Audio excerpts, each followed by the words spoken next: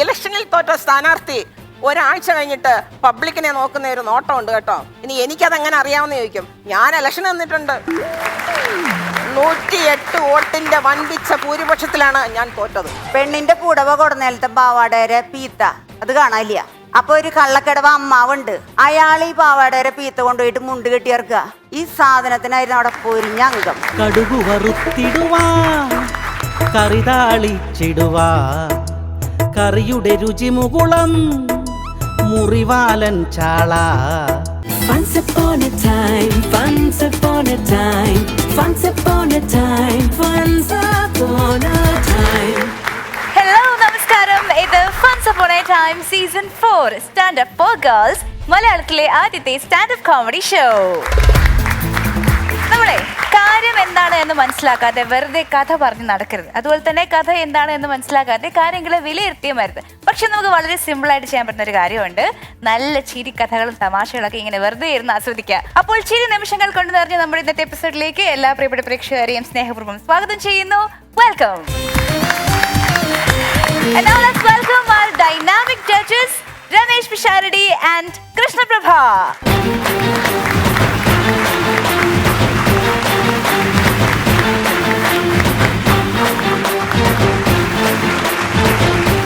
ഫൺസ് upon a time എന്ന് പറയുന്ന പരിപാടി 4-5 കൊല്ലങ്ങൾക്ക് മുമ്പ് നമ്മൾ തുടങ്ങുമ്പം സ്റ്റാൻഡപ്പ് കോമഡി തന്നെ മലയാളികൾക്ക് ഒരു പരിധിവരെ അല്ലെങ്കിൽ ഒരു ബഹുഭൂരിപക്ഷത്തിന് അന്യമായിരുന്ന സമയത്താണ്. അവിടെ നിന്നും ഒരുപാട് മത്സരാർത്ഥികൾ നമ്മുടെ പരിപാടികളിൽ വന്നു. അതിൽ പലരും ഇന്ന് കേരളത്തിലെ അറിയപ്പെടുന്ന സ്റ്റാൻഡപ്പ് കലാകാരന്മാരായി മാറി.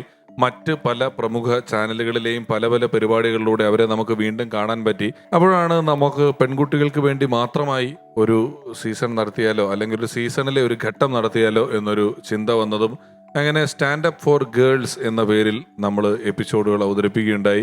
5-6 വയസ്സ് മുതൽ 60 വയസ്സിലധികം പ്രായമുള്ള ആളുകൾ വരെ ഈ വേദിയിൽ വരികയും അവരുടെ പ്രതിഭ നമുക്ക് മുന്നിൽ അവതരിപ്പിക്കുകയും ചെയ്തു. ഇന്നത്തെ ഈ ഒരു എപ്പിസോഡ് അങ്ങനെ പെൺകുട്ടികൾക്ക് വേണ്ടി മാത്രമായി നമ്മൾ നടത്തുന്ന സ്റ്റാൻഡപ്പ് കോമഡി കോമ്പറ്റീഷന്റെ ഒരു അവസാന എപ്പിസോഡാണ്. ഇനി അത് വീണ്ടും ആൺകുട്ടികളും പെൺകുട്ടികളും കൂടെ ചേർന്നുള്ള മത്സരമായിട്ടായിരിക്കും മുന്നോട്ട് പോവുക. അത്തരത്തിലുള്ള ലാസ്റ്റ് എപ്പിസോഡ് കാണാനുള്ള വലിയ കൗതുകത്തിലാണ് ഞാൻ. ശരിക്കും ഇതിന്റെ അർത്ഥം ഒരിക്കലും നമ്മുടെ വരും എപ്പിസോഡുകൾ ലേഡീസ് ഇല്ല എന്നല്ല. തീർച്ചയായിട്ടും വളരെ വ്യത്യസ്തമായിട്ടുള്ള ഒരു കോമ്പിനേഷനിലൂടെയുള്ള മത്സരങ്ങളായിരിക്കും. നമുക്ക് എപ്പോഴും അവൈലബിലിറ്റി ഇവരുടെ ഒരു പ്രപ്പോർഷന് ഇത്തിരി വ്യത്യാസമുണ്ട്. ഒരുപാട് ആൺകുട്ടികൾ വരുമ്പോൾ കുറച്ചാണ് പെൺകുട്ടികൾ വരുന്നത്. കൃഷ്ണപ്രഭയ്ക്ക് അറിയാം. ഇപ്പൊ ഞങ്ങൾ മിമിക്രി തുടങ്ങുന്ന ഒരു കാലഘട്ടത്തിൽ ആണുങ്ങൾ തന്നെ പെൺവേഷം കെട്ടിയായിരുന്നു കൂടുതൽ മിമിക്രി പ്രോഗ്രാമുകൾ നടന്നിരുന്നതും ചെയ്തതുമല്ല. പൊതുവേ നമ്മൾ സ്റ്റാൻഡപ്പ് കോമഡി എന്ന് പറയുമ്പോൾ നമ്മളുടെ മനസ്സിലെ എല്ലാവരുടെയും മനസ്സിൽ പെട്ടെന്ന് ഓടി വരിക അത് ആൺകുട്ടികൾ ചെയ്യുമ്പോഴായിരിക്കും. അതാണ് നമ്മളുടെ ഒരു മനസ്സിൽ ഏറ്റവും ആദ്യം വരുന്നത്. പക്ഷെ അതിന് എനിക്ക് തോന്നുന്നു ചിലപ്പോൾ ഒരു പക്ഷേ സ്ത്രീകൾക്ക് അതിനുള്ള അവസരം കിട്ടുന്നുണ്ടാവില്ല. അല്ലെങ്കിൽ അവര് എന്തോ ഒന്ന് മുന്നോട്ട് വരാനുള്ള ഒരു മടി ഉണ്ടാവും അവർക്ക്. പക്ഷെ അത്തരത്തിലുള്ള ആ ഒരു മടിയെല്ലാം മാറ്റി നമ്മളതിന് നല്ലൊരു തുടക്കം കുറിച്ച് നമ്മൾ അവർക്കുള്ള അവസരം കൊടുത്തു എന്നുള്ളതാണ് ഫൺസ് അപ്പോൺ എ ടൈം. പ്ലസ് ഈ ഒരു സ്ത്രീകൾക്ക് വേണ്ടി മാത്രം തുടങ്ങിയാൽ അതിന് പിഷു ഫുൾ ടീം ഒരു നല്ലൊരു കയ്യടി അർഹിക്കുന്നുണ്ട്. നമുക്ക് ഇന്നത്തെ ഈ ഒരു പ്രത്യേകതയുള്ള എപ്പിസോഡിൽ ആരൊക്കെയാണ് വരുന്നതെന്നും അവരുടെ പ്രകടനങ്ങൾ എന്താണെന്നൊക്കെ കാണാം. തീർച്ചയായിട്ടും. അതിന് മുൻപായിട്ട് നമ്മുടെ ജഡ്ജസിനെ സീറ്റുകളിലേക്ക് ക്ഷണിക്കുന്നു പ്ലീസ്.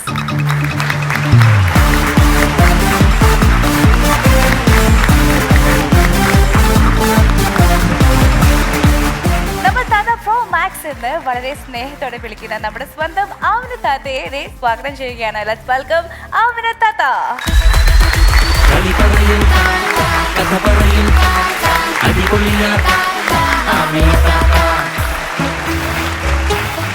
എന്തായാലും ഒന്നിനൊന്ന് മികച്ച പിള്ളേരായിരുന്നു ഇവിടെ വന്നത് അല്ലേ? പിള്ളേരെന്ന് ഞാനിങ്ങനെ പറയണത് എല്ലാവരോടും ഒരുമിച്ചാണ്. കുഴപ്പമില്ല. എല്ലാരും ഏറെക്കുറെ താത്തയെങ്കാലും ഇളയ ആൾക്കാർ തന്നെയായിരുന്നു.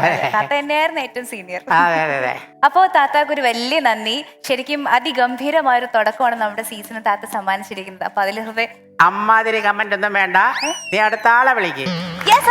നമ്മുടെ ഇന്നത്തെ മത്സരാർത്ഥികളെ വിളിക്കാൻ സമയം ഇനി കളയാൻ പാടില്ല. അപ്പൊ ഇന്ന് മത്സരിക്കുന്നവർ Catherine and Susheela Devi.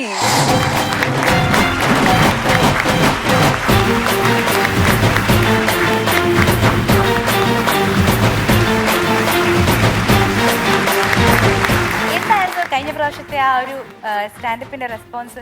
Husband എന്നെ ഇപ്പൊ റെസ്പെക്ട് ചെയ്യാൻ തുടങ്ങിയിട്ടുണ്ട്. എങ്ങനെ? പണ്ടേ ചിരിക്കത്തില്ലായിരുന്നു, ഇപ്പൊ എന്നെ നോക്കി ചിരിക്കും. ടീച്ചർ നല്ല അടിപൊളിയായിട്ടുണ്ട്. Thank you. ടീച്ചറിന്റെ പെർഫോമൻസ് കണ്ടിട്ട് അവിടെ വളരെ നല്ല അഭിപ്രായമാണ് എനിക്ക് കിട്ടിയത്. ഈ ഫണ്ട്സ് അപ്പോൺ എ ടൈമിൽ വന്നിട്ടാണ് ആളുകൾ കൂടുതൽ അറിയാൻ തുടങ്ങിയത്. നമുക്ക് അവർക്കുള്ള ചോദ്യം കൊടുക്കാലോ. ചോദിക്കട്ടെ. കമ്മീഷണറുടെ മകളെ പ്രണയിച്ചതിന്റെ പേരിൽ സൂര്യയെ കള്ളക്കേസിൽ കുടുക്കി അറസ്റ്റ് ചെയ്യുന്നു. മകനെ രക്ഷിക്കാൻ വേറെ വഴിയില്ലെന്ന് മനസ്സിലാക്കിയ മാഷ് എനിക്ക് ഇവൻ മാത്രമല്ല മകൻ, വേറൊരു മകൻ കൂടെയുണ്ടെന്ന് പറഞ്ഞ് തമിഴ്നാട്ടിൽ നിന്നും ശുദ്ധ ഗുണ്ടയായ മകനെ വിളിച്ചു വരുത്തുന്നു.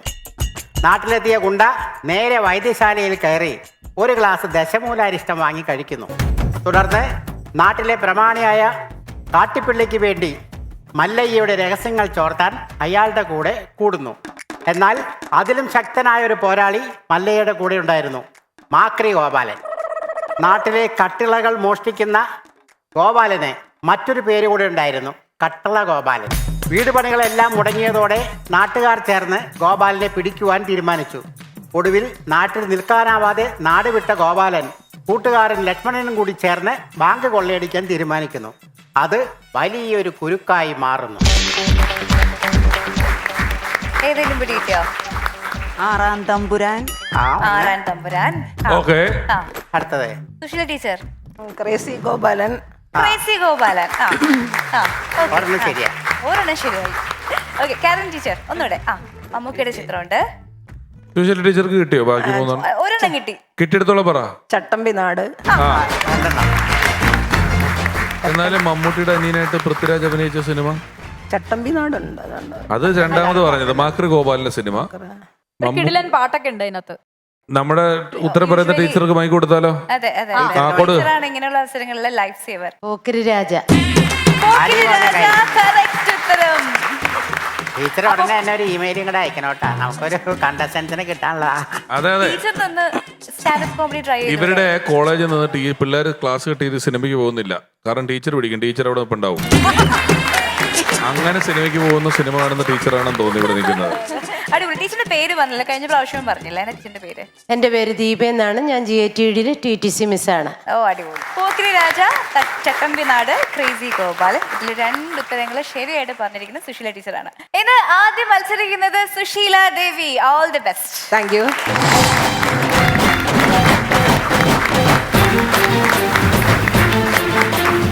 നമസ്കാരം, എൻ്റെ പേര് സുശീല ദേവി. Made in 916 Kollam. കോമേഴ്സാണ് എൻ്റെ ടീച്ചിങ് സബ്ജക്റ്റ് എങ്കിലും ഇപ്പോൾ കോമഡിയാണ് എൻ്റെ ടച്ചിങ് സബ്ജക്റ്റ്. ഞാനിവിടെ ഇന്ന് പറയാൻ പോകുന്ന കണ്ടന്റ് പണ്ടത്തെ കുട്ടികളെ കുറിച്ചാണ്. എന്താണ് ഈ പണ്ടത്തെ കുട്ടികളെന്ന് പറഞ്ഞാൽ 1990 മുതൽ 95 വരെ അവരുടെ പഠിത്തമൊക്കെ പൂർത്തിയാക്കിയ ആൾക്കാരാണ് പണ്ടത്തെ കുട്ടികൾ. അവരെന്ന് പറഞ്ഞാൽ എന്താണ്? നിഷ്കളങ്കതയുടെ നിറകുടങ്ങളാണ്, പൊട്ടിത്തകരാത്ത പൊന്നും കുടങ്ങളാണ്, നേരിൻ്റെ തങ്കക്കുടങ്ങളാണ്. ഇപ്പോഴത്തെ കുട്ടികളെ കുറിച്ച് ഇപ്പൊ പറയുന്നില്ല, പിന്നെ പറയാം. ഇങ്ങനെ ഇവരെന്ന് പറഞ്ഞാല് സാധാരണയായിട്ട് ഈ എന്തുവാ പോത്ത് ജീവിതം, ആട് ജീവിതം, ആ ജീവിതമായിട്ട് ബന്ധപ്പെട്ട് കണക്ട് ചെയ്യപ്പെടുന്നവരാണ് നാച്ചുറൽ ലെവൽ. അതായത് എന്തുവാ പ്രകൃതിയുമായിട്ട് ഇണങ്ങി ജീവിക്കുന്നവരായിരുന്നു. അതുകൊണ്ട് തന്നെ ഇവർക്കും ഉണ്ടായിരുന്നു പോപ്പിക്കുടകൾ. അവരുടെ പോപ്പിക്കുടകൾ എന്ന് പറഞ്ഞാല് റെയിനി സീസൺ ആകുമ്പോഴത്തേന് ഈ വാഴയിലയും അതുപോലെ തന്നെ ചേമ്പിന്റെ ഇലയൊക്കെ ആയിരിക്കുന്നു അവരുടെ പോപ്പിക്കുടകൾ. സന്തോഷം വന്നാലും സങ്കടം വന്നാലും അവരൊരു ഗ്ലാസ് വെള്ളത്തിലങ്ങ് കുടിച്ചങ്ങ് തീർക്കും, അത്രേ ഉള്ളൂ. പിന്നെ ആർക്കെങ്കിലും എന്തെങ്കിലും ഒരു സഹായം ചെയ്താൽ ചെവിയൊന്നും അറിയത്തില്ല. അല്ല, സാധാരണ കോഴി മുട്ടയിട്ടാൽ ഇട്ട വിവരം മറ്റുള്ളവരെയൊക്കെ അറിയിക്കത്തില്ലയോ? അതുപോലൊന്നുമല്ല പണ്ടത്തെ കുട്ടികളല്ലോ, ഇട്ട വിവരം ആരെയും അറിയിപ്പിക്കത്തില്ല. അങ്ങനെയുള്ള കുട്ടികളായിരുന്നു. പിന്നെ ഇവരെ സംബന്ധിച്ചെന്ന് കാലിൽ ആണി ഉണ്ടായത് കൊണ്ടാണോ ചെരുപ്പില്ലാത്തത് കൊണ്ടാണെന്നോ ഇവർക്ക് മറ്റുള്ളവരൊന്നും വഹിക്കാനൊന്നും അറിയത്തില്ലായിരുന്നു കേട്ടോ. എടുത്തുചാട്ടക്കാരും അല്ലായിരുന്നു. ഈ പേരൻസ് എന്തെങ്കിലും ഒന്ന് ചോദിച്ചു കഴിഞ്ഞാൽ കാമാൻഡ് ക്വയറ്റായിരിക്കും, ഒരക്ഷരം തിരിച്ചു പറയത്തില്ല. ഒള്ളി എക്സ്പ്രഷനിലൂടെ ആയിരിക്കും അവർ പ്രകടമാക്കുന്നത്. 3 എക്സ്പ്രഷനിലൂടെയാണ് അവർ പ്രകടമാക്കുന്നത്. ഇനി പേരൻസ് എന്തെങ്കിലും ഒന്ന് ചോദിച്ചെന്നിരിക്കട്ടെ, നീ എന്തെങ്കിലും ഇന്ന ജോലി ചെയ്യണമെന്ന് പറഞ്ഞാൽ ചെയ്യത്തില്ല എന്ന് ഇപ്പോഴത്തെ കുട്ടികൾ പറയുമെങ്കിലും ഇവരങ്ങനെ പറയത്തില്ല കേട്ടോ. ഇവർ പറയത്തില്ല, എക്സ്പ്രഷനിലൂടെയാണ് കാണിക്കുന്നത്. ഒന്നാമത്തെ എക്സ്പ്രഷൻ എന്ന് പറഞ്ഞാൽ ഈ കുളക്കടവിലെ കുണ്ടംമാക്രിയെ പോലാണ്. ഇത് കുളക്കടവിലെ കുണ്ടംമാക്രി, കുളക്കടവ് കണ്ടിരിക്കണം, കുണ്ടംമാക്രിയെ കണ്ടിരിക്കണം. പണ്ടുള്ള കുട്ടികൾ കുണ്ടംമാക്രിയെ കണ്ടിട്ടുണ്ട്. അതായത് കണ്ണ് മാത്രം ഇങ്ങനെ തുറിച്ചിങ്ങനെ നിൽക്കും, ഒരക്ഷരം മിണ്ടത്തില്ല.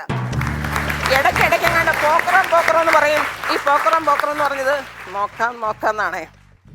ഇനി രണ്ടാമത്തെ എക്സ്പ്രഷൻ എന്ന് പറഞ്ഞാൽ ഇലക്ഷനിൽ തോറ്റ സ്ഥാനാർത്ഥി ഒരാഴ്ച കഴിഞ്ഞിട്ട് പബ്ലിക്കിനെ നോക്കുന്ന ഒരു നോട്ടം ഉണ്ട് കേട്ടോ. ഇനി എനിക്കതെങ്ങനെ അറിയാമെന്ന് ചോദിക്കും. ഞാൻ ഇലക്ഷൻ നിന്നിട്ടുണ്ട്. 108 വോട്ടിന്റെ വൻപിച്ച ഭൂരിപക്ഷത്തിലാണ് ഞാൻ തോറ്റത്. അതുകൊണ്ട് എനിക്കറിയാം അതിന്റെ വിഷമം. എല്ലാവരും ഒരാഴ്ച കഴിഞ്ഞിട്ടുള്ള നോക്കുന്ന നോട്ടമല്ലേ നോക്കിയത്. ഞാൻ 3 മാസം വെളിയിലോട്ട് ഇറങ്ങിയില്ല. പിന്നെ എനിക്ക് ഇറങ്ങാൻ തോന്നിയില്ല. എനിക്ക് അവരെ ഫേസ് ചെയ്യാൻ തോന്നിയില്ല. എന്നാ ഇവിടുത്തെ നോക്കിയേ, ഒരാഴ്ച കഴിഞ്ഞിട്ടോട്ട് ഇറങ്ങുവാണേ ആര്, ഈ ഇലക്ഷനിൽ തോറ്റ സ്ഥാനാർത്ഥികൾ എങ്ങനെയാ നോക്കുന്നത്?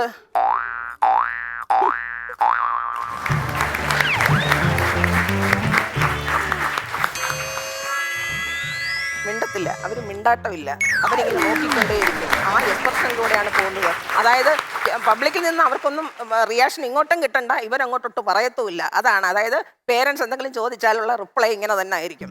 പിന്നെ അതുപോലെ മൂന്നാമത്തെ റിയാക്ഷൻ എന്ന് പറഞ്ഞത്, ഈ വണ്ടി ടൂ വീലറിനകത്ത് പോയിക്കൊണ്ടിരിക്കുമ്പോൾ ലേഡീസാണ് സാധാരണ മറിഞ്ഞടിച്ച് വീഴുന്നത്.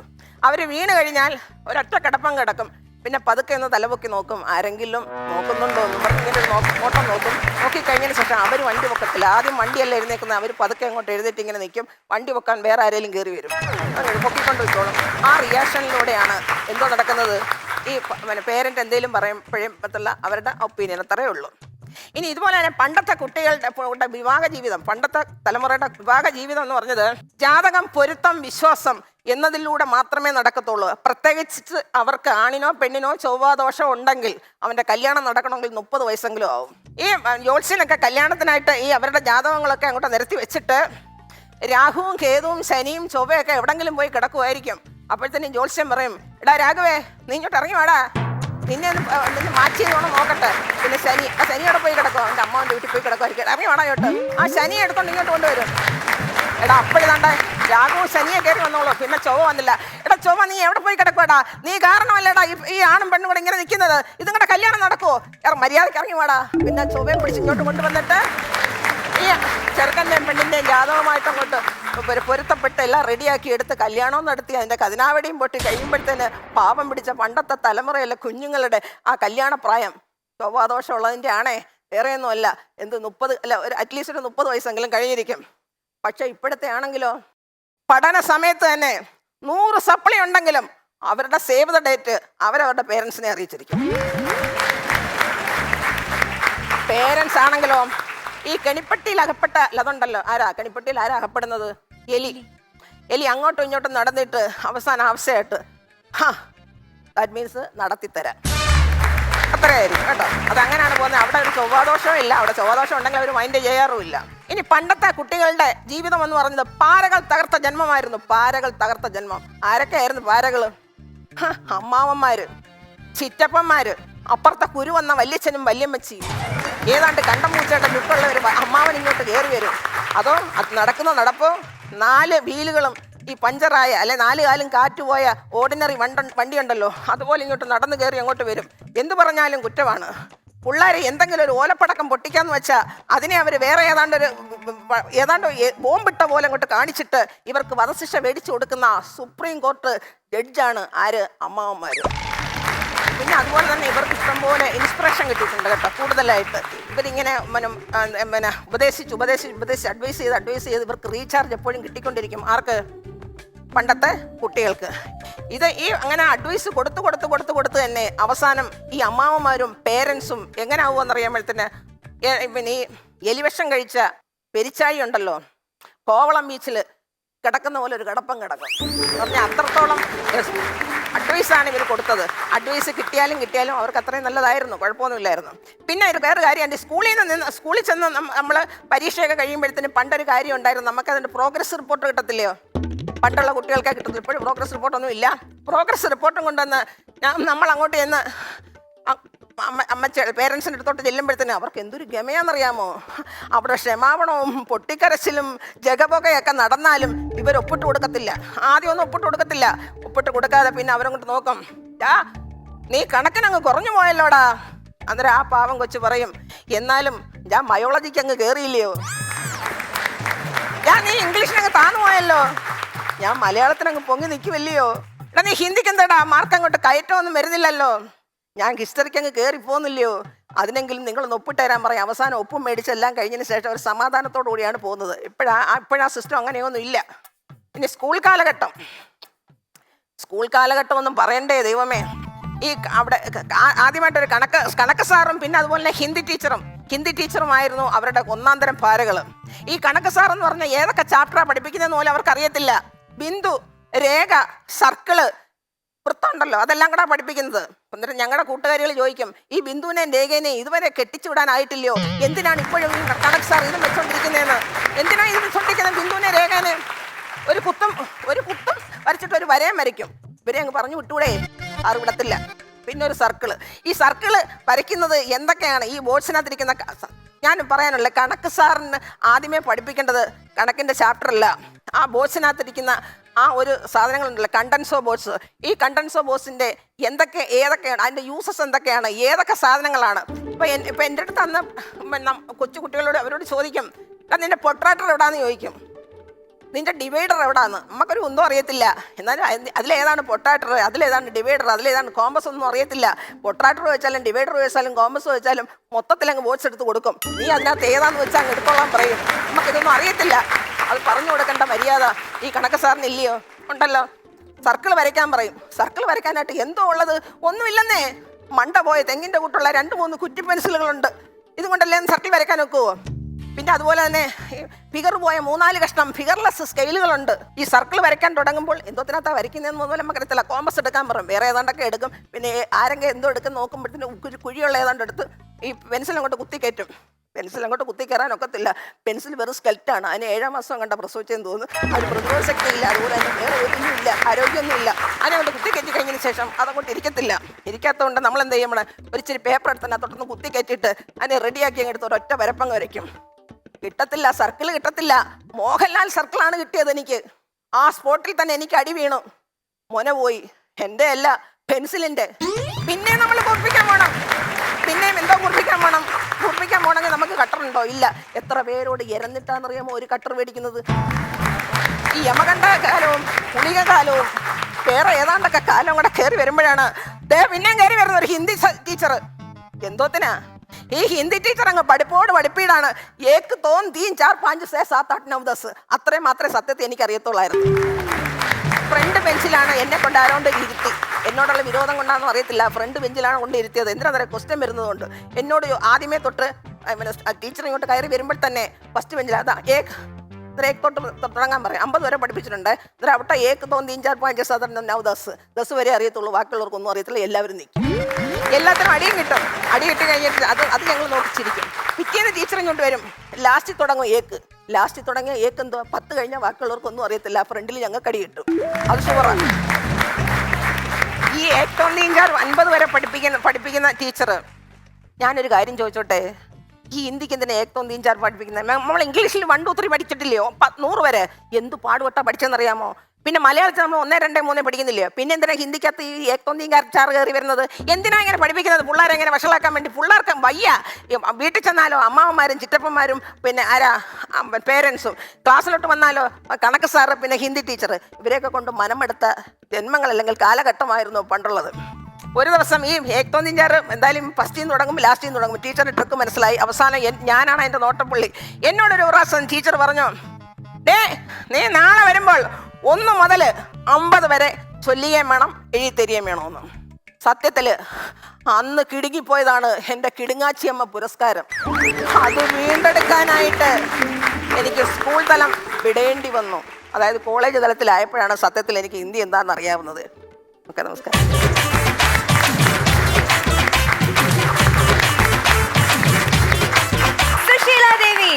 ചേച്ചി നന്നായിരുന്നു, നല്ല പെർഫോമൻസ് ആയിരുന്നു. ടീച്ചറെ നല്ല ഗംഭീര പ്രകടനമായിരുന്നു കേട്ടോ. നല്ല രസമുണ്ടായിരുന്നു പറയുന്ന കാര്യങ്ങളെല്ലാം. പലതും നമുക്ക് കണക്ട് ചെയ്യുന്ന വിഷയങ്ങളായിരുന്നു.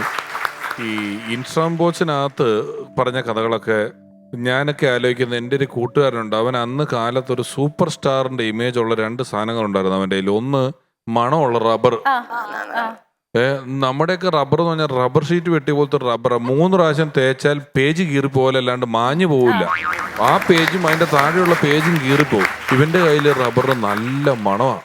അവന്റെ നല്ല സൂപ്പർ മണമുള്ള സാധനം മാത്രമല്ല, അവന്റെ കയ്യിൽ സ്കെയിൽ അവന്റെ അച്ഛനെ കണ്ട് ഗൾഫിൽ നിന്ന് കൊണ്ട് കൊടുത്തിട്ട് ഇങ്ങനെ ആട്ടുമ്പം ഒരാള് നടക്കണ പോലെ തോന്നും. ഓ മറ്റേ ഇങ്ങനെ വെക്കുമ്പോ ഒരു പടം മെർക്കുറി ഇട്ട് മെർക്കുറി അല്ല, എന്തോ ഒരു 2 പടം. അത് ഇങ്ങനെ ആക്കുമ്പം ഒരു പടം, ഇങ്ങനെ ആക്കുമ്പോ ഒരു പടം, ഇങ്ങനെ ആക്കുമ്പോ ഒരു പടം, ഇങ്ങനെ ആക്കുമ്പോ ഒരു പടം എന്നുള്ളവനെ ഇവനൊക്കെ അന്ന് ഒരു രാജാവാന്ന് ഞാൻ വിചാരിച്ചോണ്ടിരുന്നത് ഈ സാധനം കണ്ടിട്ടേ. പിന്നെ ഇതിനകത്ത് ഈ കോമ്പസ് എനിക്കറിയാം. ഈ കോമ്പസിന്റെ കൂടെ 2 സൈഡിലും സൂചിയുള്ളൊരു സാധനമുണ്ട്. ഡിവൈഡർ. അതെന്തിനാന്ന് ഇന്നും എനിക്കറിയത്തില്ല. ദയാനക്ക് അറിയാമെങ്കിൽ പറഞ്ഞാൽ ബാക്കി ഞാൻ സംസാരിക്കാം. ഡിവൈഡർ നമ്മള് പല്ലിനിട കുത്താനോ എന്താ? ഇല്ല ഇല്ല ഇല്ല, എന്റെ ഓർമ്മയിൽ അതായത് നമുക്കിപ്പം സ്കെയിൽ 5 സെന്റിമീറ്റർ അളവ് എടുക്കണമെങ്കിൽ നമ്മൾ ഡിവൈഡറിൽ എടുത്തിട്ടാണ് നമ്മൾ അത് പിന്നെ അത് ഡിവൈഡറിൽ എടുത്തിട്ട് ഡിവൈഡർ സ്കെയിലിൽ നിന്ന് എടുക്കും. എന്നിട്ട് ആ അളവാണ് നമ്മൾ പേപ്പറിലേക്ക് വെച്ച് ആ പേപ്പർ അതിന്റെ 2 അറ്റത്ത് സൂചിയല്ലേ, അത് കോമ്പസിൽ എടുത്താൽ എന്തെങ്കിലും കുഴപ്പമുണ്ടോ? നിങ്ങൾക്ക് വരയ്ക്കാൻ പറ്റുന്നത് കോമ്പസ് കൊണ്ടാണല്ലോ. അപ്പൊ ഈ സ്കെയിലിൽ ഈ കോമ്പസ് വെച്ചാലേ നിങ്ങൾക്ക് ഈ അളവ് കിട്ടുമല്ലോ. അത് അപ്പൊ ഈ 2 സൈഡിലും കൂർമ്മനുള്ള സാധനത്തിന്റെ ലക്ഷ്യം എന്താണെന്നാണ് ഞാൻ ചോദിക്കുന്നത്. ശരിക്കും രണ്ടിന്റെ ഉപയോഗം ഒന്ന് തന്നെയാണെന്ന് എനിക്ക് തോന്നുന്നു. കോമ്പസ് നമുക്ക് ഈ ഡിവൈഡർ കണ്ടുപിടിച്ച ആൾക്ക് എന്തെങ്കിലും ഒരു ഇത് വേണ്ടേ? അയാളത് കണ്ടുപിടിച്ചു പോയില്ലേ, അതൊന്നും ഉപയോഗിക്കാൻ പാടില്ലേ? അതിട്ട് തന്നെ എന്തായാലും എനിക്ക് അറിയാവുന്നവര് പറഞ്ഞ ടീച്ചർ പറഞ്ഞാ. ഏതാ വിഷയം? കൊമേഴ്സോ? ഞാൻ കൊമേഴ്സ്. കോമേഴ്സ്. എനിക്ക് കണക്ക് ടീച്ചറിനെ കണ്ടുകൂടായിരുന്നല്ലോ. അതുകൊണ്ട് എനിക്കിതിന്റെ വേദന കൃത്യമായിട്ട് മനസ്സിലായത് എപ്പോഴാണെന്നറിയോ? ഞാനൊരു ദിവസം വീട്ടിലിങ്ങനെ ഉച്ചയ്ക്ക് ഇരിക്കുമ്പോൾ സ്കൂൾ വിട്ട് എൻ്റെ മോൻ വന്നു. എൻ്റെ ബാഗൊക്കെ നിലത്തിട്ട് എന്നെ കെട്ടിപ്പിടിച്ചിട്ട് നോക്കുമ്പോൾ ഞാനിങ്ങനെ ചുമ്മാ TV കണ്ടോണ്ടിരിക്കുക. ഇവൻ ഒരു റൗണ്ട് എൻ്റെ മുന്നിൽ കൂടെ അങ്ങോട്ട് പോയി, എന്നിട്ട് റൗണ്ട് അവളെ ഉണ്ണാൻ വിളിച്ചപ്പം എന്നെ ക്രോസ് ചെയ്ത് അങ്ങോട്ടോട്ട് തിരിച്ചു വന്ന് എൻ്റെ മുഖത്തോട്ട് ചോദിച്ചേ, അച്ഛന് സ്കൂളിലൊന്നും പോണ്ടേ എന്ന് ചോദിച്ചു എൻ്റെ മോൻ. അപ്പോൾ എനിക്ക് മനസ്സിലായി ഇവൻ എന്തുമാത്രം വേദന അനുഭവിക്കുന്നുണ്ടെന്നുള്ളത്. ഞാൻ പറഞ്ഞേടാ, ഞാനിതൊക്കെ ആലോചിച്ചാണ് അച്ഛൻ്റെ കാര്യം. അച്ഛന് സ്കൂളിൽ പോകണ്ട, ബുക്ക് എടുത്ത് വെച്ച് പഠിക്കണ്ട, നാളെ ടെസ്റ്റ് പേപ്പർ ഉണ്ടെന്ന് പേടിക്കണ്ട, ഏതായാലും ടീച്ചർ ചെവിക്ക് പിടിക്കുമെന്ന് പേടിക്കണ്ട, ആകെ 3-4 ലോണുണ്ട്, ബാങ്കിൽ നിന്ന് വിളി വരുമ്പോൾ ഫോൺ എടുക്കാതിരിക്കുക എന്നുള്ളത് മാത്രമേ ഉള്ളൂ ബാക്കിയെന്ന് പറഞ്ഞു. പക്ഷേ ഒരു കാലഘട്ടം മുഴുവൻ നമ്മൾ അനുഭവിച്ചതായിരുന്നു കേട്ടോ. എന്തായാലും കുറെ വർഷങ്ങൾക്ക് മുന്നേ നടന്നിരുന്ന ഒരു കാര്യം, മറന്നു കിടന്നിരുന്ന ഒരു കാര്യം സുഖമായിട്ട് ടീച്ചർ ഓർമ്മിപ്പിച്ചു. അത് ഇനി ഒരിക്കലും ഓർക്കല്ലേ എന്നാണ് പേടി. അപ്പൊ ശരിക്കും ഇത് ടീച്ചറിന്റെ ഒരു കഥനകഥ തന്നെയാണ് അല്ലേ? അത് എനിക്ക് പറഞ്ഞപ്പോ തോന്നി. കാരണം ആദ്യം പറഞ്ഞത് ആ ഒരു കാലഘട്ടത്തിലെ പഴയ കുട്ടികൾ എന്ന് പറഞ്ഞിട്ടാണ്. പക്ഷെ തീർന്ന് ഇങ്ങനെ വന്നപ്പോൾ ഞാൻ എന്റെ അങ്ങനെ ശരി. എന്തായാലും നമ്മുടെ സുശീല ചേച്ചിയുടെ പെർഫോമൻസ് ഗംഭീരമായി. മാർക്സ് അറിയാം. All the best.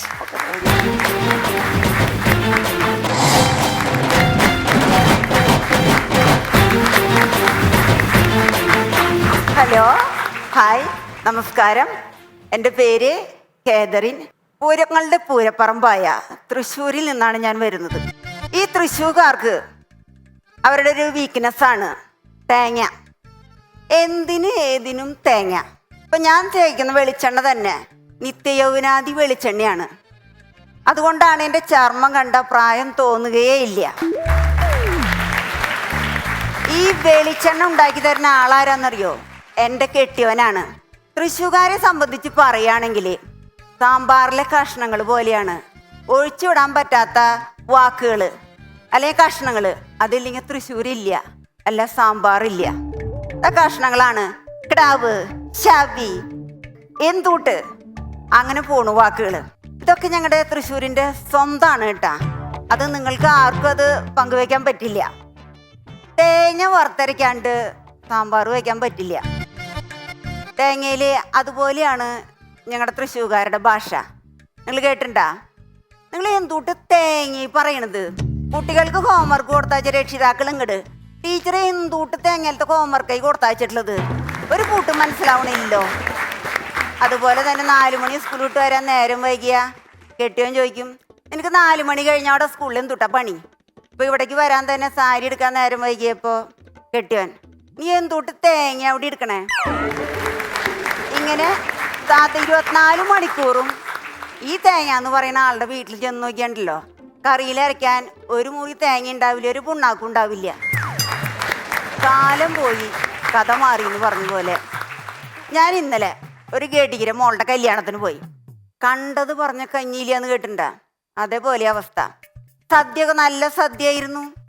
ഉണ്ട് കഴിഞ്ഞ് പുറത്ത് കിടന്നപ്പോൾ ഞാൻ അവിടെ നിൽക്കണ കിടാവിനോട് പറഞ്ഞേ, പൊള്ളിച്ചുട്ടാ സദ്യ എന്ന് പറഞ്ഞു. അപ്പം ആ ചേക്കുണ്ടല്ലോ മുഖത്തടിക്കണ പോലെ 2 ഡയലോഗാ എന്നോട് പറയാ, ഈ ജാതി ഡയലോഗൊന്നും ഇവിടെ വേണ്ട കേട്ടാ, നിങ്ങൾ കഴിക്കാൻ വന്നാലേ കഴിച്ചിട്ട് അങ്ങോട്ട് പോയാൽ മതി. കേട്ടപ്പിണ്ടല്ലോ എൻ്റെ പെരുവരലും കൂടെ കേറി അങ്ങോട്ട് ഒരു അരിശം. ചെക്കനെ എന്താ ചെയ്യണ്ടേ? ഞാൻ ചോദിച്ചേ ഈ ഏതട ഈ ശവീന്ന് ചോദിച്ചു. പിന്നെ കിടാവല്ലേ പോട്ടേന്ന് വെച്ച് ക്ഷമിച്ചു. കല്യാണ ചെക്കനും പെണ്ണാന്ന് വെച്ചാൽ അവിടെ ചെക്കൻ വെള്ളുന്ന് കിടന്ന് ചിരിക്കുന്നുണ്ട്. പെണ്ണാന്ന് വെച്ചാൽ ഇങ്ങനെ സങ്കടത്തിലിരിക്കുന്നുണ്ട്. അറിയാം ഇവൻ്റെ ഒടുക്കത്തെ ചിരിയാന്ന്. നാളെ തൊട്ട് അവൻ കരച്ചിലാവും, പെണ്ണ് ചിരിച്ചു തുടങ്ങും. അവിടെ നിന്ന് ഒരു ബഹളം കേട്ടു തുടങ്ങി. എന്താണ് ഈ ബഹളം എന്ന് അന്വേഷിക്കാൻ തുടങ്ങി. അപ്പോഴാണ് പെണ്ണിൻ്റെ പുടവ കൊടുന്നേലത്തെ പാവാടേരെ പീത്ത അത് കാണാനില്ല, താരി ഇടിപ്പിക്കാൻ മാർഗമില്ല. അവിടെ പൊരിഞ്ഞ വഴക്കായി. അപ്പോൾ ഒരു കള്ളക്കിടവ അമ്മാവുണ്ട്, അയാൾ ഈ പാവാടേരെ പീത്ത കൊണ്ടുപോയിട്ട് മുണ്ട് കെട്ടിയിറക്കുക. ഈ സാധനത്തിനായിരുന്നു അവിടെ പൊരിഞ്ഞ അംഗം. അങ്ങനെ അവസാനം അത് സോൾവ് ചെയ്തു. ഞാൻ എൻ്റെ സ്കൂട്ടിയിൽ കയറി പോന്നു. നിങ്ങൾക്കറിയോ ഈ കേരളത്തിലെ ഏറ്റവും സ്ട്രോങ് ആയ മാർക്കറ്റ് ഏതാണെന്നറിയോ? കേരളത്തിലെ ഏറ്റവും സ്ട്രോങ് ആയ മാർക്കറ്റാണ് തൃശ്ശൂരിലെ ശക്തൻ തമ്പുരാൻ മാർക്കറ്റ്. കേട്ടിട്ടുണ്ടാ? ശക്തനായ ശക്തൻ തമ്പുരാൻ മാർക്കറ്റിലെ ശക്തനായ അവിടെ ഒരു ആകാശപാത നിർമ്മിച്ചിട്ടുണ്ട്. അതിലൂടെ ഇങ്ങനെ ഞാനും കെട്ടിയവനും കൂടി ഇങ്ങനെ നടന്നു വരികയാണ്. അപ്പോൾ അവിടെ save the date, divorce date ഒക്കെ അവിടെ ഇങ്ങനെ നടക്കുന്നുണ്ട്. അപ്പം അങ്ങനെ കോണി ഇറങ്ങി ഞങ്ങൾ പച്ചക്കറി മാർക്കറ്റിലേക്കാണ് വന്നത്. അപ്പം എനിക്കാന്ന് വെച്ചാൽ ഈ കടുമാങ്ങ കണ്ടപ്പോൾ ഭയങ്കര ആഗ്രഹം. ഞാൻ പറഞ്ഞു നമുക്കൊരു കടുമാങ്ങ വാങ്ങിക്കണം. അപ്പം എൻ്റെ കെട്ടിയവൻ പറഞ്ഞേ നിനക്ക് എന്താ വീട്ടിൽ കടുമാങ്ങയില്ലേ, അത് പോരേന്ന് ചോദിച്ചു. അപ്പം ഞാൻ പറഞ്ഞു അത് പൂത്ത കടുമാങ്ങ എനിക്ക് വേണ്ട. അങ്ങനെ കടുമാങ്ങ ഇങ്ങനെ നിരത്തി വെച്ചിട്ടുണ്ട്. അപ്പോൾ വില ചോദിച്ചപ്പോൾ 125 രൂപ. അപ്പം ഞാൻ 4 കിലോ കടുമാങ്ങ പറഞ്ഞു. ആ പയ്യൻ അത് എനിക്ക് എടുത്തു തന്നു. ഇവിടെ മേശമ കൊണ്ടുവച്ചു. എൻ്റെ വില എത്രയാന്ന് ചോദിച്ചപ്പോൾ ഈ ചെക്കൻ അവൻ്റെ പോക്കറ്റിൽ നിന്ന് അവനേക്കാളും വലിയൊരു തോണ്ടിപ്പെട്ടി എടുത്തിട്ട് കൂട്ടിലും കിഴിക്കലായിട്ട് തോണ്ടലും കുത്തലായിട്ട് ഇങ്ങനെ നിൽക്കുക. 5 മിനിറ്റ് കഴിഞ്ഞു, 10 മിനിറ്റ് കഴിഞ്ഞു, പിന്നെ തോണ്ടൽ കഴിക്കണില്ല. അപ്പോൾ ഔസേപ്പേട്ട മുതലാളി പറഞ്ഞേ ടീച്ചറെ നിങ്ങൾ എന്തുകൂട്ട് ജാതി കണക്കവനെ പഠിപ്പിച്ചിട്ട് വിടണത്? ഞാൻ 4ാം ക്ലാസ്സും കുസ്തിയുള്ള എനിക്ക് ഞാൻ മണിയായിട്ട് കണക്ക് പറഞ്ഞാലോ. ഈ ചെക്കൻ നേരെ എത്രയും നിൽക്കണമെന്നറിയോ? ഔസേപ്പേട്ടൻ്റെ ഒരു ഡയലോഗ്, ശവ്യേ പൈസ മേടിച്ചിട്ട് മേശയിലേക്ക് ഇട്ടാ ടീച്ചറേ എന്ന്. അപ്പം അവന് വന്നിട്ടുള്ളൊരു അരശെന്ന് പറഞ്ഞിട്ടുണ്ടല്ലോ, എന്നെ അങ്ങോട്ട് അരച്ചു കൊടുത്താൽ വലിച്ചു കുടിക്കാന്നുള്ള നിലയിലാണ്. അപ്പോഴേക്കും അവിടെ തുടങ്ങി നാങ്ങളുടെ ഒരു സംസ്ഥാന സമ്മേളനം. കാര്യം ചോദിച്ചപ്പോൾ 1 കിലോ ചുവന്നുള്ളി കൊണ്ട് ഇറക്കാൻ പറഞ്ഞപ്പോൾ ഒരു ചാക്ക് വെളുത്തുള്ളി കൊണ്ട് ഇറക്കിയത്. വെളുത്തുള്ളിക്ക് സ്വർണത്തിൻ്റെ വിലയപ്പൊന്ന് കിലോന് 400 രൂപയ്ക്ക് മറ്റാണ് വെളുത്തുള്ളിയുടെ വില. പിന്നെ ഔസേപ്പേട്ടൻ്റെ ദേഷ്യം വരാതിരിക്കുമോ? പിന്നെ അവിടെ പേര് പറയുമ്പോൾ ഒക്കെ എണ്ണ ചേർത്തിട്ടാ പറയുക. എല്ലാവർക്കും ഉണ്ട് എണ്ണ, അത് മാർക്കറ്റിലത്തെ ഭാഷയാണ്. അപ്പോൾ അവരുടെ ധാരണയുണ്ടല്ലോ തൃശ്ശൂർക്കാരുടെ, ഞങ്ങളാണ് അക്ഷരമാലയിൽ എണ്ണ കണ്ടുപിടിച്ചതെന്നാണ് അവരുടെ ധാരണ. അങ്ങനെ എൻ്റെ ഭാഗത്ത് ഒരു ചെറിയ തെറ്റുണ്ട് കേട്ടാ. എന്താണെന്ന് വെച്ചാൽ എൻ്റെ വീടിൻ്റെ അടുത്ത് 100 രൂപയ്ക്ക് കിട്ടുന്ന കണ്ണിമാങ്ങ വാങ്ങിക്കാണ്ട് ഇവിടെ വന്നിട്ട് 125 രൂപയുടെ കണ്ണിമാങ്ങ വാങ്ങിച്ചു. ഇതിപ്പോൾ കൊച്ചിക്ക് കോണം മേടിക്കാൻ പോലെയായി ഇപ്പോൾ. അങ്ങനെ അവിടെ നിന്ന് അത് കഴിഞ്ഞിട്ട് ഞങ്ങൾ പാർക്കിലേക്ക് പോയി. വൈകുന്നേരമായി. അങ്ങനെ അവിടെ പാർക്കിൽ അവിടെ കോളേജ് പിള്ളേരുടെ എന്താ പറയുക ഫ്രീക്കന്മാരുടെയും ഫ്രീക്കത്തികളുടെയും വായ്നോട്ടവും അതിപ്രസരമൊക്കെയാണ്. പിന്നെ അവിടെ കണ്ട വൈബ് ഞാൻ നിങ്ങളോട് പറഞ്ഞാലോ? ഞാൻ വളരെ രഹസ്യമായിട്ട് പറയാം. അവിടെ കണ്ട വൈബ് ഈ ഫ്രീക്കന്മാരുടെ തലയിൽ ഫ്രീക്കത്തിയോള് തല വെച്ച് കിടക്കുക. ഇത് കണ്ടപ്പോൾ എൻ്റെ കെട്ടിയോൻ പറഞ്ഞു നീ ഇങ്ങോട്ട് വന്നേ, ഇവിടെ ഇരുന്നേ, ഞാനും കുറച്ചു നേരം ഒന്ന് കിടന്നോക്കട്ടെ എന്താ സ്ഥിതി. അപ്പം ഞാൻ ശക്തൻ തമ്പുരാനോട് പറഞ്ഞു എൻ്റെ പൊന്നി ശക്തൻ തമ്പുരാനെ, ഈ ജാതി കാമൃതങ്ങളൊക്കെ കണ്ടിട്ട് എങ്ങനെ നിങ്ങൾക്ക് ഇവിടെ പിടിച്ച് നിൽക്കാൻ പറ്റണത്? ഞാൻ സമ്മതിച്ചു പോയി. അപ്പം എൻ്റെ കെട്ടിയോൻ പറയാ നിനക്ക് എന്താ അത്ര വലിയ കണ്ണുകടി? ആ പിള്ളേരൊന്നും അവിടെ അടിച്ചു പൊളിക്കട്ടെ അങ്ങോട്ട്, കാണുമ്പോഴൊരു സുഖല്ലേ?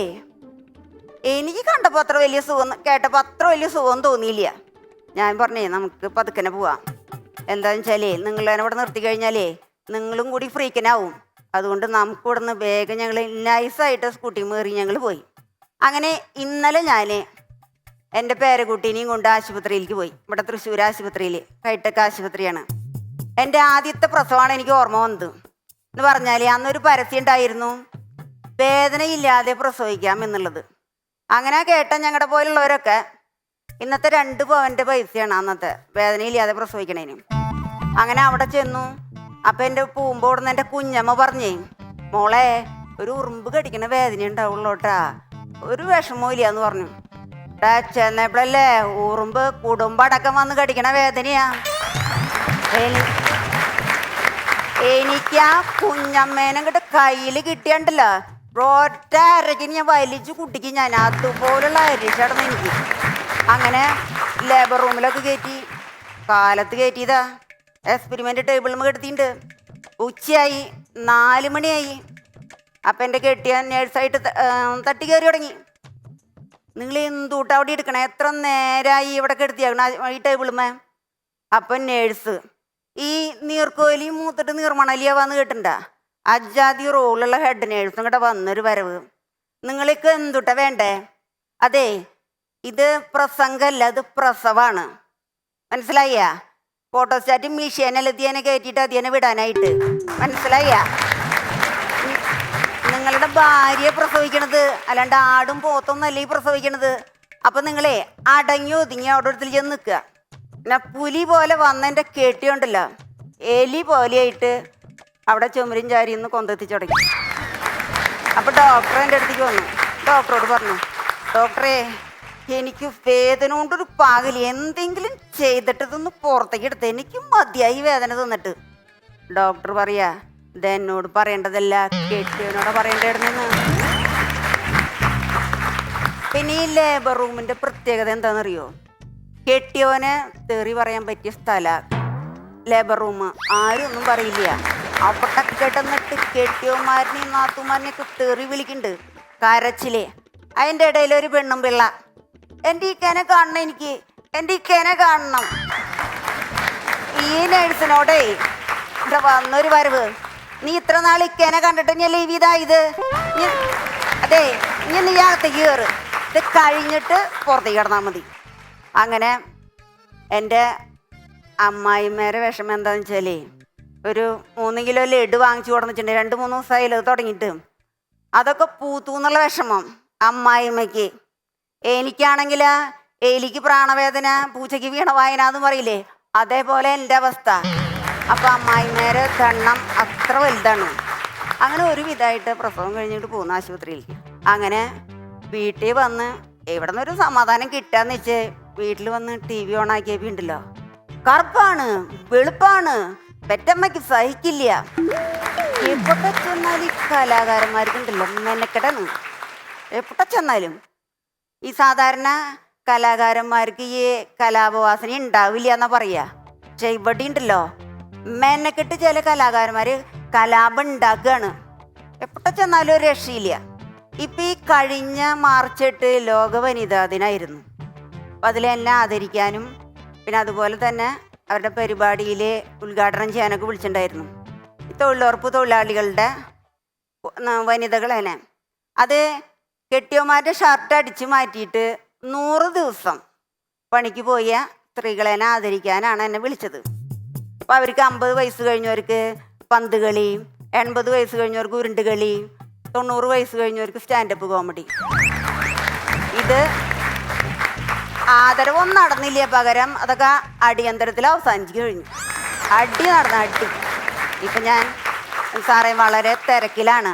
ഇപ്പോൾ റിട്ടയേർഡ് ചെയ്താലും ഞാനിപ്പോൾ സ്പോക്കൺ ഇംഗ്ലീഷ് ക്ലാസ് എടുക്കുന്നുണ്ട് വെക്കേഷനിൽ. അതുപോലെ ഒരു ട്യൂഷൻ സെൻ്ററൊക്കെ ഉണ്ട്. സ്പോക്കൺ ഇംഗ്ലീഷ് ക്ലാസ്സിന് ഭയങ്കര അഡ്മിഷനാണ്. എന്ന് പറഞ്ഞാൽ വെറൈറ്റി കുട്ടികൾക്കാണ് ക്ലാസ് എടുക്കുന്നത്. എൻ്റെ വീട്ടിൽ മാളു തത്ത, അവളുടെ കൂട്ടുകാരത്തി മീനു തത്ത, പിന്നെ മീനുകുട്ടി, പിന്നെ അവരുടെ സകലമാനം കൂട്ടുകാർക്കൊക്കെ ഞാൻ സ്പോക്കൺ ഇംഗ്ലീഷ് ക്ലാസ് എടുക്കുന്നുണ്ട്. പിന്നെ 2 ഉണ്ട് ഗുണം. എന്താണെന്ന് വെച്ചാൽ ഇവർക്ക് ക്ലാസ് തീരണ കാലം ഉണ്ടാവില്ല, അതുപോലെ തന്നെ ഞാൻ പറയുന്ന തെറ്റുകൾ അവർക്കിത് മനസ്സിലാവില്ല. അപ്പം അങ്ങനെ ഇനിയുണ്ട് കുറേ തൃശ്ശൂർ വിശേഷങ്ങൾ പറയാനായിട്ട്. അടുത്ത എപ്പിസോഡിൽ കാണാം. കാതറിൻ ടീച്ചർ ശരിക്കും തൃശ്ശൂർ പോയി കറങ്ങിയിട്ട് വന്നൊരു ഫീലുണ്ട് മൊത്തത്തില്. നന്നായിരുന്നു, നല്ല പെർഫോമൻസ് ആയിരുന്നു. എനിക്ക് വലിയ സന്തോഷം എന്താണെന്നറിയോ ടീച്ചറെ, ടീച്ചർ ഇത്രയും വിദ്യാർത്ഥികളുള്ള അവിടെ പഠിപ്പിച്ചിട്ടുള്ള അവാർഡൊക്കെ കിട്ടിയിട്ടുള്ള ഒരു ടീച്ചറാണ് കേട്ടോ ഋഷഭപ്രഭേ. ഇത്ര അവാർഡൊക്കെ കിട്ടിയ ഒരാള് ചിലപ്പോൾ പഠിപ്പിച്ച പിള്ളേരൊക്കെ ഇത് കാണും, ചിലപ്പോൾ എനിക്ക് ഇവിടെ സക്സസ് ആവാൻ പറ്റില്ല എന്നൊക്കെ ഉള്ള ബോധ്യം ഉണ്ടായിട്ടും ഇവിടെ വരികയും 2-3 അതിലധികമോ തവണകളായിട്ട് ഇങ്ങനെ പെർഫോമൻസ് നടത്തുകയും ചെയ്യുന്നുണ്ട്. അതിന് ആദ്യം ഒരു അഭിനന്ദനങ്ങൾ അറിയിക്കുന്നു. ഗംഭീര കാര്യം. ചില തമാശകളൊക്കെ പിന്നെ നമുക്ക് അത് നടന്ന സാഹചര്യത്തിൽ അവിടെ അന്ന് അതിലുള്ള എല്ലാ കഥാപാത്രങ്ങളെയും വ്യക്തിപരമായി അറിയാവുന്നവർക്കൊക്കെ ചിരി വരും. അത് പുറത്തേക്ക് വന്ന് പറഞ്ഞാൽ ചിലപ്പോൾ എവിടെ നടക്കൂല. ഇപ്പം ഞാനും എൻ്റെ ഒരു കൂട്ടുകാരനും, ആ കൂട്ടുകാരനെ നിങ്ങൾക്ക് വ്യക്തമായിട്ട് അറിയാമെങ്കിൽ ചിലപ്പോൾ അവൻ്റെ ഒരു കഥ പറഞ്ഞാൽ ചിരിക്കുന്ന ചില സ്ഥലങ്ങളുണ്ടാവും, അല്ലാത്ത ചില സ്ഥലങ്ങളിൽ അറിയില്ല. എനിക്ക് അങ്ങനെ കുറച്ച് തൃശ്ശൂർ പ്രദേശങ്ങളിലെ ചില തമാശകളൊക്കെ ഇതിലുള്ളതുപോലെ തോന്നി. അതിലൊന്നും ഒരു നല്ല തമാശകളായിരുന്നില്ല പലതും. പിന്നെ ചില സ്ഥലത്തൊക്കെ ടീച്ചർ കുറച്ച് കഴിഞ്ഞപ്പോൾ അങ്ങ് ടീച്ചറായി. സ്റ്റാൻഡപ്പ് കോമഡിയൊക്കെ വിട്ട് ഞങ്ങളെ അങ്ങ് ക്ലാസ് എടുക്കാൻ തുടങ്ങി. ടീച്ചർ എന്നിട്ട് എന്തുട്ടാ ചെയ്യാ, അതാണ് നിങ്ങൾ കൊടുക്കൂ എന്നൊക്കെ പറഞ്ഞ് ക്ലാസ് എടുപ്പായിട്ടുണ്ട്. അതൊക്കെ ഒന്നുകൂടെ നമുക്ക് ഇച്ചിരി കൂടെ തമാശയാക്കി പറയാം എന്നുള്ളത് എനിക്ക് തോന്നി. ബാക്കിയെല്ലാം ഗംഭീരമായി. ടീച്ചറെ നമസ്കാരം. ഇവിടെ ഇപ്പൊ നേരത്തെ പിഷു പറഞ്ഞതുപോലെ തന്നെ ഇവിടെ ഞാൻ കണ്ടിട്ടുള്ളതില് എല്ലാവരും ഒന്നിനൊന്ന് മെച്ചമായിട്ട് മികച്ചതായിട്ട് പെർഫോം ചെയ്യുന്ന ആൾക്കാരാണ്. പക്ഷെ അവർക്ക് ആ ഒരു ചെറിയ പെർഫോം ചെയ്യുന്ന ഒരു 2 മിനിറ്റ് 3 മിനിറ്റ് അവർക്കെന്തോ ഭയങ്കര ടെൻഷനാണ്. അതുകൊണ്ട് മാത്രമാണ് ചെറുതായിട്ട് ചിലപ്പോൾ പ്രിപ്പയർ ചെയ്ത് വന്ന ചില പോയിന്റ്സ് ഒക്കെ വിട്ടുപോയിട്ടുണ്ടാവാം, അല്ലെങ്കിൽ ആ ഒരു കണക്ഷൻ ചിലപ്പോൾ കിട്ടാത്തതുപോലെയൊക്കെ ഉള്ളൊരു അത് ടെൻഷൻ്റെ ഒരു ഇതാണ്. എനിക്ക് തോന്നുന്നു ടീച്ചർ ആദ്യം പെർഫോം ചെയ്ത് തുടങ്ങിയത് സെന്ററിൽ നിന്നാണ്. പിന്നെ ഞാൻ ടീച്ചർ ഫ്രണ്ടിൽ കയറി വന്ന് പഠിപ്പിക്കുന്ന ടീച്ചർമാരുടെ സ്വഭാവം നടന്ന് പുറകോട്ട് വരും അവസാനം. അപ്പോൾ ടീച്ചർ ഓവറോൾ നല്ലതായിരുന്നു. പിന്നെ ചില പോയിന്റ്സ് എനിക്ക് ചെറുതായിട്ടൊന്ന് കണക്ഷൻ ഇല്ലാത്തതുപോലെ എനിക്കൊരു ഇത് ഫീൽ ചെയ്തിട്ടുണ്ടായിരുന്നു. കുറച്ചുകൂടെ ഒരു ക്ലാരിറ്റി വരുത്താമെന്ന് എനിക്ക് തോന്നിയായിരുന്നു. അപ്പോൾ എനിക്ക് തോന്നിയ ഒരു അഭിപ്രായം, ലേബർ റൂം ഉണ്ടല്ലോ, അത് നല്ല രസമുണ്ടായിരുന്നു. ആ ഏരിയ കുറേ നല്ല രസമുള്ള സംഭവങ്ങളുണ്ടായിരുന്നു. അപ്പോൾ അത് കുറച്ചും കൂടി ഒന്ന് മോഡിഫൈ ചെയ്തായിരുന്നെങ്കിൽ കുറച്ചും കൂടി നന്നായിരുന്നായിരുന്നു. കാതറീൻ ടീച്ചർ, അപ്പോൾ മാർക്സ് നമുക്ക് കുറച്ച് കഴിഞ്ഞറിയാം. All the best. പെർഫോമൻസ് എല്ലാം ഗംഭീരമായിരുന്നു. കഴിഞ്ഞ ഏതാനും എപ്പിസോഡുകളായിട്ട് നമ്മുടെ ഓഡിയൻസ് ആയിട്ട് ഇവിടെ എത്തിയിരുന്നത് ഗ്ലോബൽ ഇൻസ്റ്റിറ്റ്യൂട്ട് ഓഫ് ടെക്സ്റ്റൈൽ ഡിസൈൻസിലെ സ്റ്റുഡൻസും ഫാക്കൽറ്റീസും ആയിരുന്നു. നമസ്കാരം ടീച്ചർ. നമസ്കാരം. പറയൂ, ലൈക്ക് ടെക്സ്റ്റൈൽ ഡിസൈനിങ് അല്ലേ? അതെ അതെ, we are the professionals of fashion. അടിപൊളി. ഞാൻ ചോദിക്കട്ടെ, അപ്പൊ നിങ്ങളുടെ കോളേജിൽ തന്നെ ഇതുപോലെ ഫാഷൻ ഷോസ് അങ്ങനെയൊക്കെ കണ്ടക്ട് ചെയ്യാറുണ്ടോ? ഓ ഷുവർ, ഇയർലി കണ്ടക്ട് ചെയ്യാറുണ്ട്. കോളേജായിട്ട് കോമ്പറ്റീഷൻസ് ഒക്കെ നടക്കാറുണ്ടായിരിക്കും അല്ലേ? നടക്കാറുണ്ട്. ഓക്കെ, ഇവർ ഏത് ഇയറിലെ സ്റ്റുഡൻസ് ആണ്? ഇയർ സ്റ്റുഡൻസ് അല്ല, ഐ മീൻ ലൈക്ക് ഓക്കെ, ഒരു സിംഗിൾ കോഴ്സ് ആണ്, 6 months അങ്ങനെ diploma. Susheela Devi and Catherine, അപ്പോൾ ഇവരിൽ ആരാണ് best performer of the episode എന്നറിയാം. ഒപ്പം അവരുടെ മാർക്സും. രമേശേട്ടാ, 2 അധ്യാപകർ വാശിയോടെ പോരാടിയ ഒരു എപ്പിസോഡാണ് ഇവിടെ പര്യവസാനിക്കുന്നത്. മാത്രമല്ല, പെൺകുട്ടികൾക്ക് വേണ്ടി മാത്രം നടത്തുന്ന രീതിയിൽ പോകുന്ന നമ്മുടെ എപ്പിസോഡിന്റെ ഘടനയും ഇന്നത്തോടുകൂടി മാറുകയാണ്. അതിന്റെ അവസാന എപ്പിസോഡിൽ 2 അധ്യാപകർ വന്നതിൽ ഞങ്ങൾക്ക് വലിയ സന്തോഷമുണ്ട്. ജീവിതത്തിൽ ഞാൻ എപ്പോഴോ പറഞ്ഞിട്ടുണ്ട്, നമുക്ക് അധ്യാപകർക്കൊക്കെ മാർക്കിടാൻ പറ്റിയിരുന്നെങ്കിൽ ഏതോ ദൈവത്തോട് പ്രാർത്ഥിച്ചതിന്റെ ഫലമായിട്ട് ദൈവം എനിക്ക് ഇങ്ങനെ ഒരു അവസരം തന്നു. കിടക്കട്ടെ. അപ്പോ സുശീല ടീച്ചർക്ക് 50ൽ 45. 2 ടീച്ചേഴ്സിന് മാർക്കിടുന്ന ഇനി ഇതുണ്ടാവുമെന്ന് അറിയില്ല, ഇതുവരെ ഉണ്ടായിട്ടില്ല. അപ്പോൾ എന്തായാലും 2 ടീച്ചേഴ്സിന് മാർക്കിടാൻ പറ്റി, അതൊരു പ്രൗഡ് മൊമെന്റ് ആയിട്ട് തന്നെ കണക്കാക്കപ്പെടുന്നു. സുശീല ടീച്ചറിന് 50ൽ 46. ഓക്കെ, അപ്പോൾ ടോട്ടൽ 91, 100ൽ 91 മാർക്ക്. കൺഗ്രാറ്റ്സ്. കാതറിൻ ടീച്ചർക്ക് 50ൽ 44. തൃശ്ശൂരിന്റെ കഥ മൊത്തത്തിൽ നമ്മളെ ഒരു ട്രിപ്പ് കൊണ്ടുപോയ, തൃശ്ശൂരിലേക്ക് ഒരു ട്രിപ്പ് കൊണ്ടുപോയ കാതറിൻ ടീച്ചർക്ക് 50ൽ 45. അപ്പോ ടോട്ടൽ 89, 89 ഔട്ട് ഓഫ് 100. ഈ എപ്പിസോഡിലെ best performer Sushila Devi. Congratulations. Once Upon a Time season 4 മത്സരാർത്ഥികളെ കാത്തിരിക്കുന്നത് പറക്കാട് ജുവൽസ് നൽകുന്ന സമ്മാനം.